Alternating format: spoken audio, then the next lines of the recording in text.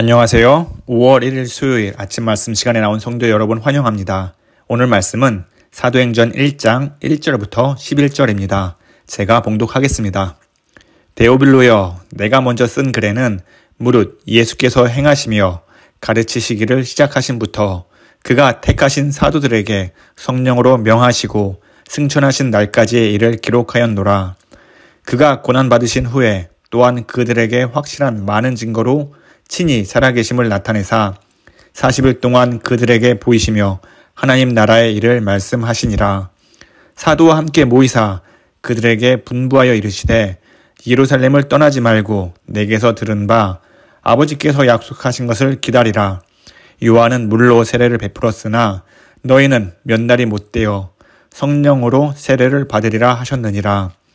그들이 모였을 때에 예수께 여쭈어 이르되 주께서 이스라엘 나라를 회복하심이 이때니까 하니 이르시되 때와 시기는 아버지께서 자기의 고난에 두셨으니 너희가 알 바 아니요 오직 성령이 너희에게 임하시면 너희가 권능을 받고 예루살렘과 온 유대와 사마리아와 땅끝까지 이르러 내 증인이 되리라 하시니라. 이 말씀을 마치시고 그들이 보는데 올려져 가시니 구름이 그를 가리어 보이지 않게 하더라. 올라가실 때에 제자들이 자세히 하늘을 쳐다보고 있는데 흰 옷 입은 두 사람이 그들 곁에 서서 이르되 갈릴리 사람들아 어찌하여 서서 하늘을 쳐다보느냐. 너희 가운데서 하늘로 올려지신 이 예수는 하늘로 가심을 본 그대로 오시리라 하였느니라. 아멘.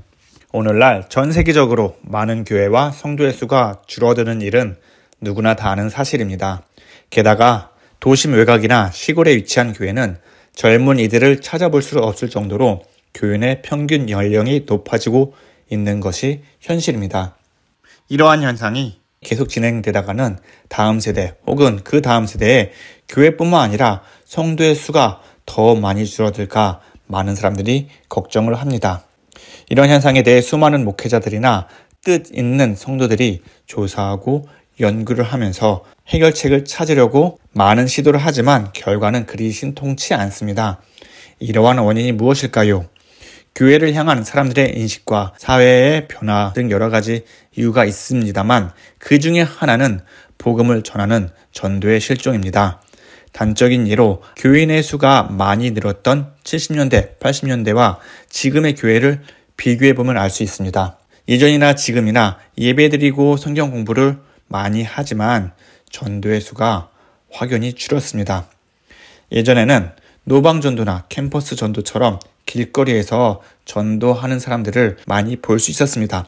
하지만 지금은 길거리에서 전도하는 사람 찾아보기 드뭅니다. 복음의 복자만 들어도 예수의 예자만 들어도 사람들의 표정이 바뀌고 복음을 듣기 거부하는 요즘의 세대들이 어쩌면 복음을 전파하는데 많은 걸림돌이 될 수도 있습니다.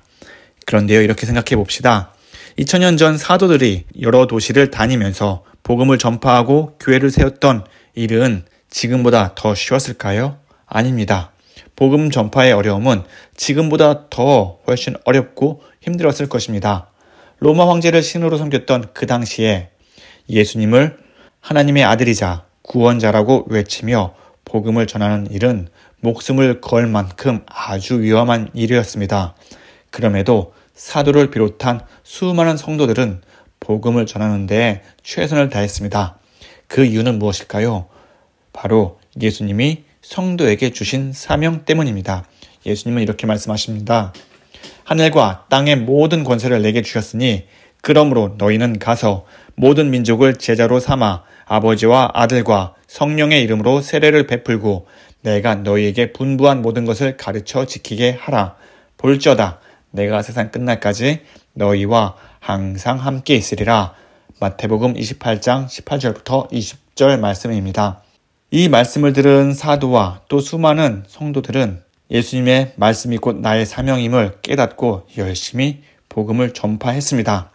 예수님께 주신 이 사명은 그 당시 성도나 사도에게만 유효한 것이 아니라 지금 우리에게도 동일하게 유효합니다. 오늘부터 아침 말씀 시간마다 사도행전을 묵상하고 은혜를 나누는데요. 사도행전을 묵상할 때마다 사도들이 어떻게 복음을 전파했으며 또 그들의 마음이 어땠는지, 더 나아가서는 그들의 언행을 통해서 교회가 바뀌고 사회가 변화되는 그 모습을 보았으면 좋겠습니다. 그리고 사도들의 모습을 통해서 우리 삶 속에서 어떻게 예수님께 주신 사명을 잘 감당하고 또 복음을 전할 수 있는지 적용하는 시간이 되었으면 좋겠습니다. 예수님이 말씀하신 사명을 잘 수행하기 위해서 가장 필요한 것이 무엇일까요? 성령의 도우심을 받는 것입니다. 사도행전을 기록한 누가 역시 데오빌로에게 보내는 편지의 서두는 사도들의 복음 전파보다는 성령을 받으라는 예수님의 말씀을 먼저 기록했습니다. 오늘 말씀 4절과 5절을 보면 예수님은 이렇게 말씀하십니다. 예루살렘을 떠나지 말고 아버지께서 약속하신 것을 기다리라. 너희는 몇 날이 못되어 성령으로 세례를 받으리라. 그리고 8절을 보면 오직 성령이 너에게 임하시면 너희가 권능을 받고 예루살렘과 온 유대와 사마리아와 땅끝까지 이르러 내 증인이 되리라. 예수님은 성령이 임하시고 권능을 받으면 증인이 된다고 말씀하십니다. 복음 전파는 단순히 사람의 힘과 능력과 지혜와 지식으로 이루어지는 것이 아닙니다. 설령 사람의 능력으로 복음을 전파하더라도 오래가지 못하고 금방 지쳐 포기하게 될 것입니다. 나중에 말씀 안에 나오겠지만 사도 바울은 전도 여행을 다니면서 편하게 복음을 전했던 적이 없습니다. 가는 곳곳마다 사람들에게 조롱과 멸시를 받았고 감옥에 갇히며 때로는 죽을 고비를 여러 번 넘겼습니다. 그럼에도 불구하고 그가 복음 전파를 잘 감당하고 그 힘든 시기를 이겨낼 수 있었던 것은 성령의 도우심이 있었기 때문입니다. 사도 바울이 억울하게 옥에 갇혔을 때에도 낙심하고 절망하지 않고 오히려 기도하며 하나님을 찬송했습니다. 그러자 큰 지진이 일어나 감옥 문이 열리고 그곳을 나오는 놀라운 일이 있었고 또 재판을 받을 때에는 오히려 당당하게 복음을 전하기까지도 했습니다. 이렇게 성령님은 사도 바울이 힘들고 어렵고 낙심할 때마다 새로운 힘과 능력을 주셨고 또 고난이 찾아올 때마다 모든 일을 무사히 마칠 수 있는 힘을 주셨습니다. 이렇게 사도와 제자들에게 힘과 능력을 주셨던 성령이 이미 우리 안에 계십니다. 사실 복음을 전하는 일은 누구나 부담이며 힘든 일임에 틀림없습니다. 다른 사람의 시선도 생각하고 현재 바쁜 삶 속에서 복음을 전파하리란 그렇게 쉬운 일이 아니고 또한 우리가 사는 사회 역시 그렇게 복음에 호의적이지도 않습니다. 그런데 이런 마음은 분명히 예수님의 마음이 아니라 우리 개인의 욕심이며 정욕에서 나오는 생각이라 믿습니다. 그렇기 때문에 복음을 전파할 수 있는 기회를 달라고 하나님께 기도해보면 어떨까요? 어쩌면 이미 우리 주위에 우리의 복음을 듣고자 하는 자가 있을 수 있습니다. 그렇기 때문에 우리가 마음의 문을 열어놓고 예수님의 시선으로 주위를 보게 해달라고 기도해 봅시다. 분명히 예수님은 그 한 사람을 우리에게 붙여주리라 믿습니다. 이런 마음으로 하루하루 살아간다면 분명히 우리는 성령의 능력으로 담대히 복음을 전하며 더 나아가서는 좋은 결실을 맺으리라 믿습니다. 우리가 사명을 감당해야 할 또 하나의 이유는 바로 예수님이 이 땅에 다시 오시기 때문입니다. 하늘로 승천하는 예수님의 모습을 보고 있던 제자들에게 흰옷 입은 두 사람이 이렇게 말합니다. 갈릴리 사람들아, 어찌하여 서서 하늘을 쳐다보느냐? 너희 가운데서 하늘로 올려주신 이 예수는 하늘로 가심 본 그대로 오시리라. 제자들은 하늘로 올라가는 예수님이 신기해서 하늘을 쳐다봤을 수도 있고 예수님이 하늘로 올라갔으니 이제 어떻게 해야 하나 공허한 마음에 하늘을 뚫어져라 쳐다봤을 수도 있습니다. 하지만 제자들의 마음은 이전과 달라졌을 것입니다. 예수님이 다시 오신다는 믿음이 생겼기 때문에 그 때를 기다리면서 예수님이 주신 사명을 잘 감당하게 될 것입니다.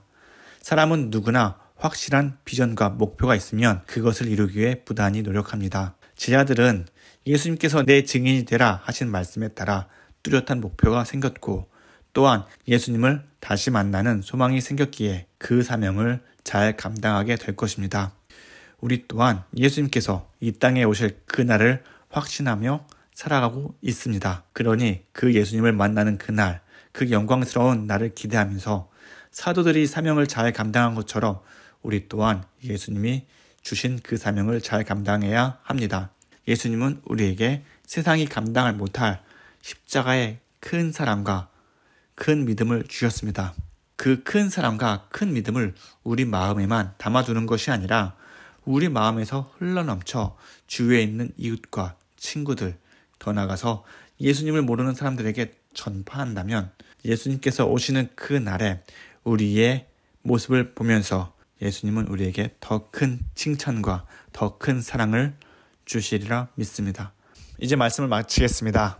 누구나 어제 뜬 해가 오늘도 뜨고 내일도 뜰 것이라 생각합니다. 매일같이 날이 밝아오는 이유는 어쩌면 예수님이 우리에게 사명을 잘 감당하고 복음을 전할 기회를 주시는 듯 합니다. 이제 아침 말씀을 통해서 사도행전을 묵상하게 되는데 복음 전하는 사명을 잘 감당하며 하나님께 영광 돌리는 삶을 살아가는 성도 여러분 되시기를 간절히 기원합니다. 다 함께 기도하겠습니다. 사랑과 은혜가 충만하신 하나님 아버지, 언제나 우리와 함께 동행하시고 예수님의 사랑과 은혜를 우리 마음 깊이 경험하게 해주시면 감사합니다.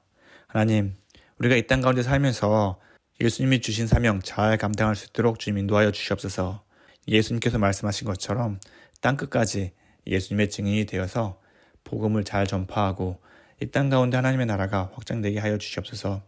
우리 마음속에 혹여나 세상의 시선이 두렵고 삶이 바쁘다는 핑계 때문에 복음 전파에 주저함이 있다면 우리의 마음을 고쳐주시고 우리가 더욱 성령을 의지하고 성령이 주시는 능력으로 담대히 복음을 전하는 전도자가 되게 하여 주시옵소서.